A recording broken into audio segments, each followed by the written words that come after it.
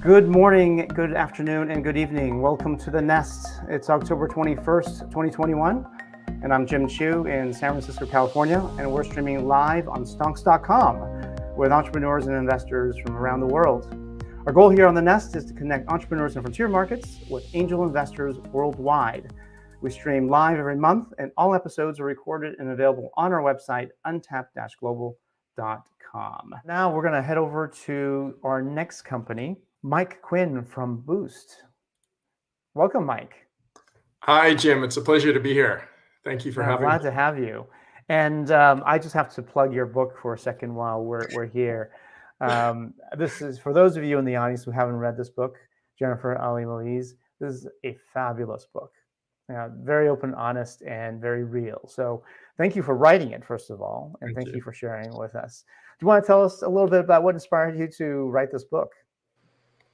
Yeah. So the past 10 years before Boost, I was running one of the first fintech businesses in Africa that grew to tremendous success, but ultimately failed to win. And as I left, I was realizing how we were actually winning the entire way. And it was just, a bit of success we had was the result of just failing and failing and failing and failing until we had a breakthrough. And then I started thinking about, well, how might I take this ultimate failure to get the big unicorn exit and achieve the long lasting enduring success to launch another business. And it was really just a process of reflection and trying to capture the lessons I learned to design my new company. And then it turned into something that I wanted to share with others. But thank you for supporting it, Jim. No, great. Thank you. And then on that note, then we'd love to hear about your new company. So over to you, and you have 5 minutes to present. Cool. Thank you. So Africa, as we know, is a big, diverse, and young continent with more than 100 million entrepreneurs who provide food and essential services in a $1 trillion informal economy. I've spent my entire career as a purpose-driven entrepreneur in Africa, including 10 years building one of the continent's first fintech platforms that raised $35 million in venture funding and scaled to process $2.5 billion in transactions for 2 million active customers. Boost is my sequel based on what I learned from that experience. We are building a Pan-African retailer-first commerce platform to power growth for the underserved entrepreneurs who are creating sustainable jobs and income for the future. Meet Blessing, an entrepreneur in Ibadan, Nigeria, who is a retailer for Unilever. As an unbanked small buyer, she struggles to keep her shelves stocked and pays higher prices for the products she needs. She also doesn't have enough working capital to buy what she can sell, especially during demand spikes. 4,500 kilometers away in Soweto, South Africa, Kopano is an entrepreneur who started a business buying products from big wholesalers and selling to a network of small retailers like Blessing.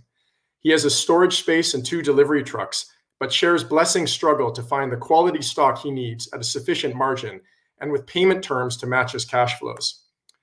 Despite operating in different markets and at different nodes of the supply chain, Blessing and Kopano are united in their quest to sell more of what their customers want, when and where they want it, at great prices. As an introductory product, Boost provides them with a radically easy stock ordering experience embedded in the familiar WhatsApp channel. Ordering with Boost is 10 times more data efficient than using an app, which really matters for our cost-conscious customers. Our route to market starts with supplier partnerships, such as N1 in South Africa and Unilever in Nigeria. With volume, we have proven that suppliers will give us a 5 to 10% margin along with payment terms for bulk orders. We then enable distributors like Kopano, who already own logistics assets and serve networks of hundreds or even thousands of retailers. We have validated that distributors will pay us 1 to 2% service fee for digitizing orders, invoices, and delivery routes that result in cost efficiencies and improved retailer retention. Once retailers order regularly on our platform, we introduce our second product, Stock Boosts. Stock Boosts enable retailers to order the products they can sell and pay for them over the course of the month for a service fee of 3 to 5%. Martha is our inaugural Stock Boost customer in Ghana, and she grew her monthly order value by 3.5 times and is now expanding her shop. We have been in stealth mode for over the past 18 months, first developing and testing our platform in Ghana, and then learning how to extend it to South Africa, Nigeria, and Egypt. During this period, we have raised $1.5 million and ramped to a GMV annual run rate of $3 million with 35% month-on-month growth. Setting up a Pan-African platform business during COVID has only been possible because of the deep experience and broad networks of our founding team. We are a group of multi-time founders with domain and market expertise and long-standing relationships. We operate as one Boost using the same platform and model adapted to fit each local context. There is no doubt the African commerce ecosystem is heating up, but the market potential is enormous and still at a formative stage. Most companies in our space are positioning along a spectrum of asset-heavy supply chain focus versus asset-light retailer focus. Boost is pushing the boundaries with our asset-light approach, but we really stand out from the crowd with our multi-geography strategy. We have designed our technology platform and capital-efficient operating model with the focused goal of scaling everywhere to achieve the biggest possible outcome. And we are just getting started. With this investment round, we will be onboarding a captive audience of 4,000 female entrepreneurs in Nigeria who are responsible for 5% of Unilever's turnover. After a proof of model, Unilever's senior management wants us to quickly expand across West Africa, while we also broaden the product basket by bringing on other suppliers. We will also be expanding a high potential pilot in Egypt's huge and underserved fruit and vegetable segment, which we have validated through early testing. By the end of 2022, we will grow by 10 times to at least $3 million per month in GMV, with Egypt offering upside potential. We are targeting to take 10% of this as revenue with a 50% gross margin after paying fulfillment partners. We are also projecting to reach EBITDA break-even in South Africa and Ghana on less than $750,000 of investment in each market. In the future, we plan to monetize our transaction data and layer on additional services to and through our expanding retail channel. We've allocated the Nest $1 million of our $2 million round using a safe at a $15 million post-money cap. Our last raise in May was at a $10.5 million post-money cap, and since then we have grown our monthly GMV by 3x. This will be our last safe round before a bigger institutional-led Series A in 2022. Don't miss out on this opportunity to be part of building the future of African retail commerce. Perfect timing as well, Mike. Thank you very much for the presentation and for the incredible growth metrics so far. Well, over to the angels. Who'd like to go first? I'm happy to go first. Thank you so much. Very, very, very interesting. Lots of questions that I've got and looking forward to hearing more. As you know, too, I mean, Africa is a very diverse place, right? Diverse people and diverse cultures and also to diverse languages. Could you give me a little bit of an understanding of how you handle that across this platform, which, you know, goes over multiple countries and geographical areas within Africa? Sure. I've got my team with me, so I'm going to hand that over to Will, our CTO and co-founder. Hi, everyone. Pleasure to be on today. Yeah, great question. And that's really kind of one of the questions we thought about at the outset in designing Boost. Like from day one, it's a multi-country, multi-market model. And so from a product and obviously by association of technology perspective, we embrace all of those differences and bring them together in one Boost, one platform, and leaving our kind of teams that you'll hear from in Peter and Joseph on the ground to enact that in terms of like local operations. So really the platform is designed to, you know, be easily translatable, easily pluggable. We have a very modular multi-tenant solution that allows us to say, yes, we absolutely need a different payment solution in Ghana than we do in South Africa than we do in Nigeria, or maybe that's a delivery solution. So modularity and multi-tenancy is our secret sauce there. Great. Thanks for that. Did I answer your question, Jennifer? Yes, that was very helpful and good to hear that it's something that's very much so embedded right from the beginning of your technology. Yeah, one thing I would add as well is that we rely on like very strong, experienced co-founders in each market that have like real ownership incentives. And so we have Peter, who's in Lagos, Joseph in Ghana. Both of these guys have decades of experience in startup with brands like Coca-Cola, mobile operators. And so they're responsible for really making sure we adapt and localize the model and product offering. Following up on that question, just, you know, taking a specific market, I presume this is true across different markets. What are the main bundles of partnerships that you need for each market? For example, whether it's the logistics, it's warehousing, it's credit, who's your fintech partner, et cetera, their phone company, digital money, what? How are you think about this? How do you bucket it? And is that sort of driving how you're picking which markets to go to first? Peter, can you maybe share Nigeria? Okay. Thanks, Sarah, for the question. I think the approach varies per market. In Nigeria, if I think about the bundles of partners we need, first, we would need supplier partners who would be the ones to manufacture the product. We also need distribution partners. In this case, they provide warehousing services.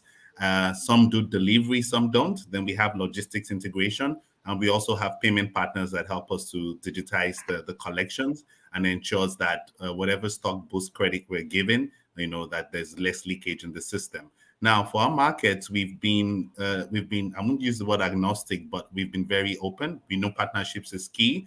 I've leveraged experiences over the years. I've been in the FMCG almost 20 years. So when you think about the industry, who to go to for logistics or for payment, even if it's in the fintech space, we have those relationships. And what we are currently doing is we're not even locking in. So we're almost like, call it open source. So we're talking to like the likes of Paystack, Paga, OnePipe, so that at the end of the day, we're not restricted and we have, the type of scale or coverage we need because the market size is large. Yeah. I would also add, Sarah, that in terms of market selection, so South Africa, Egypt, and Nigeria are the three largest markets on the continent. Ghana is one of the fastest digitizing markets on the continent, and it was a really friendly place to test and develop the model. But we believe that we have something that we can replicate and start expanding. Go deep in the current markets we're in, but then package it in a way that can really expand quickly into other countries and go after a much larger addressable market and build like a diversified business that way. And there's a related question from Mark Rose, which is a good one. Why is pan-country more important than a local model as you're starting your business? I'll take that one. It's such a great question, and it's a lot of this is built on the failure that we ultimately had at my former company, Zone, where we went really deep into Zambia and Malawi, raised a whole bunch of money, and then tried to expand, which I think is critically important in Africa, where you have a fragmented continent with lots of markets and local contexts. And you have quite a lot of concentration risk in any one additional or individual market, like including the big ones like Nigeria. So like we believe as a philosophy that a Pan-African multi-market approach is critical to achieving like a multi-billion-dollar outcome and shielding ourselves from the risks of any individual market. But it's only possible to be able to design for that from the beginning. It's really hard when you are overly localized in one market. And part of the model that we designed and being in service to our founders and different countries is to really think through how do we modularize the business so that we centralize the scaling assets such as raising capital and building technology and systems and operations, and then localize all the things that need to be localized with very strong co-founders like Peter and Joseph around go-to-market strategy, partnerships, acquisition.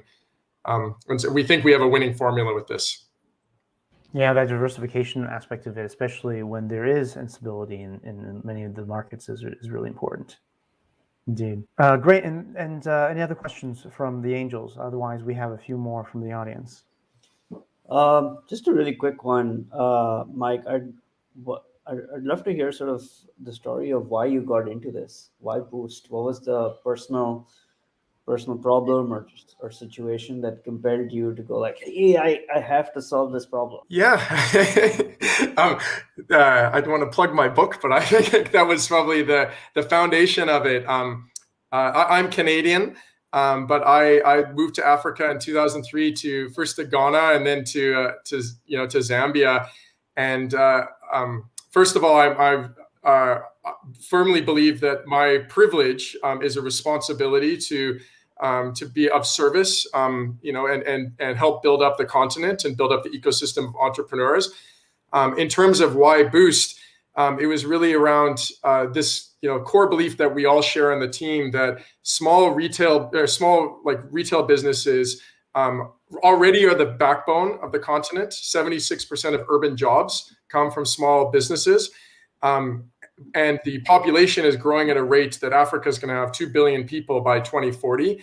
And it's a moral imperative to actually help these businesses grow, create jobs and income, become part of the digital economy that's emerging. There's a huge business opportunity as part of that, but I think for all of us, this is much more of a mission than just building a company that we can have a good economic outcome at the end. Like we will have that by achieving the scale that that matches the size of the problem, I think. Thank you. Actually, Mike, and on that, I mean, it's clear that on a personal level, right, that there's a real impact. You're driven by impact, and that's something which I think is so fantastic. And could you tell me a little bit more too then about ultimately kind of the end users? And I would imagine that the vast majority of them, are they female? Are they, can you give a little bit more? Do you track the impact, the ESG, the sustainability that's part of your business? Joseph, can you take that? Yeah, majority, actually more than 80% of our retailers are females. And even for the minority, when you go behind, you find that there is still a female involvement. It's often a household investment between husband and wife, or a single mother who owns the shop. So that's mainly what it is. And majority of them are also youth. We find there's a little skew about, let's say, 44 years of age, but young women or single mothers who are doing this as either a main source of livelihood, or another way to just supplement the income of the family. And to add to that, so what we actually track, I think that the growth of their businesses is the ultimate objective, because then it's about their quality of life. It's about ability to afford, a bit of standard. In addition to that, we do a lot of development with them. So just the visibility they get from using the platform then teaches them how to do proper accounting, bookkeeping. They understand stocks, so it also helps improve on their business acumen. I think down the line, based on some of the partnerships we are getting into, there's also funds that come in from some of those companies for secular reasons. So either to do reverse logistics, waste management, and they get involved, which adds extra income, but also asks them to become more socially responsible. So all in all, it's more very impact driven over and above the commerce. That's great. Thank you. We're also the ones bringing them to the digital world. And many of them have never used any digital platform before. So all of the are offline. And so we are now giving them this that they can leverage for financial services later, which is also embedded in our offering. So there's a great question from Bade Aluko in Nigeria. There are quite a few startups in the space in Nigeria, and by the way, in other markets as well. Why are you not recognizing them as a competitor or as competitors? Okay. I was going to say we actually do recognize them as competitors, but the way to look at it is this: is why do we have a reason to believe we would win? So firstly is when you think about our strategy, we've been very focused on asset light versus heavy. A bunch of our competitors have been making investments in infrastructure, in warehouses and trucks. That makes them quite slow to scale. We don't have that as a challenge. The second thing is, when we look at the space in which Nigeria exists in terms of just the opportunity, over 1 million retailers, over $40 billion in FMCG revenue, there is enough for quite a number of players. So we are not there yet. I don't think we've been able to capture up to, I'm talking about the total amount of players, up to 40% of the market. So I don't even see them as competition, because there's just so much we can do. If you think about rural coverage, if you think about semi-urban, there's a lot that is happening in that space. The other area is that with the kind of partners we have and the kind of proposition we have, we're sure that we're able to land and leverage the relationships to get even, I would say, some of the key suppliers, like the case for Unilever, because we have access to those partnerships. A strong USP for us, beyond the fact that we're enabling the women grow through credit, which not all of them are given, is that our technology is actually more efficient. So if you think about apps, they're data heavy and they're tech savvy heavy.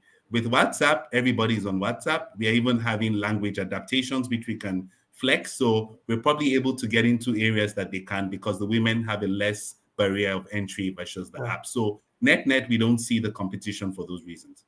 I would just build on one thing too, of like the multi-market strategy we have that, now we have localized, competition and we all find our niches. But if you fast forward, 3 to 5 years, when the businesses that are centralized in one market or one region are raising a lot of money and trying to figure out how to expand, we will already be there. And just an example of, like, we spoke to somebody who was at Gojek last week in Indonesia about how when they were starting to expand, they raised $1 billion and their platform couldn't even do multi-currency yet. So like the investments we're making now to spread out and make sure we have the technology and the teams and the model to get multi-country, I think will be a big strategic advantage for us in the future when everybody else is trying to figure out how to do it. Great. Well, thanks for that. Love to get the investors panel's feedback on would you guys invest? What's the next step here? Ali? Sarah? I can go first. I'd have to dig into the space a little bit more. I'm not as familiar with the space. And so my circle of this is outside like my circle of competence. It's also an atoms business, not a bits business. So it takes a little bit more getting comfortable with the space. But I think the team looks amazing, and I can really feel sort of the mission-driven energy that you're going at this with. And so much of early stage investing is about people, not about even before it's about product or process or market. So I will take a deeper look at this. Thanks, Ali. Great. I echo your comment about early stage investing and how it's really about the people and people who can execute. So second that for sure. Sarah?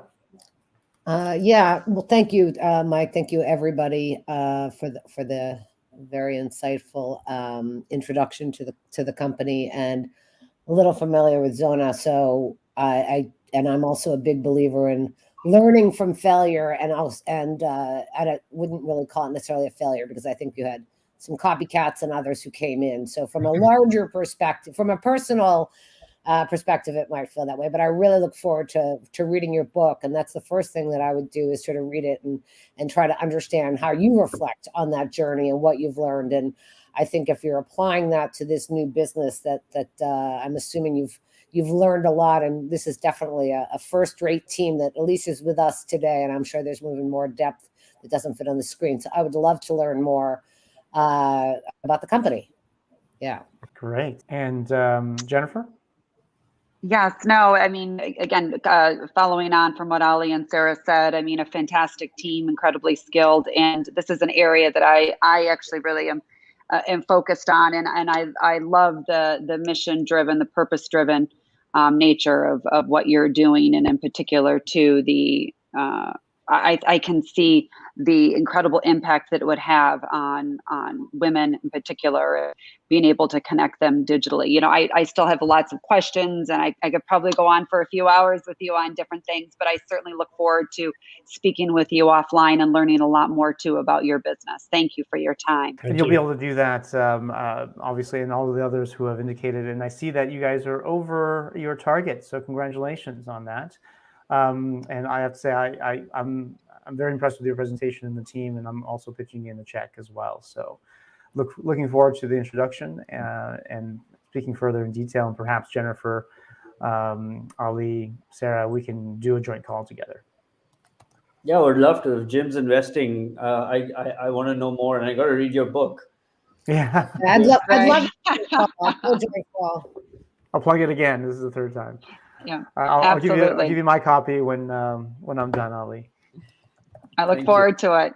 Well, great. Well, thank you, everybody, for taking the time, and all the angels and all the entrepreneurs for taking the time to pitch today. Don't forget that this is a introduction, and obviously we need to dig down into more details, but I really love the Stonks platform, and that helps facilitate all of that after this. So I'm hoping that this leads to some very fruitful conversations for Mike, your team, and that you close some of those deals. And with that, we're at the top of the hour. Thanks to everybody. Don't forget, we host these in-person virtual sessions on a regular basis. Every month we do pitch sessions like this.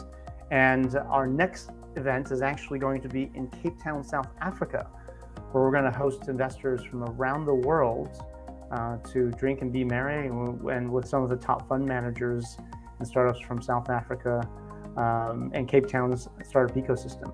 You can find out more at untapped.com or untapped/theglobal.com, or follow us on LinkedIn.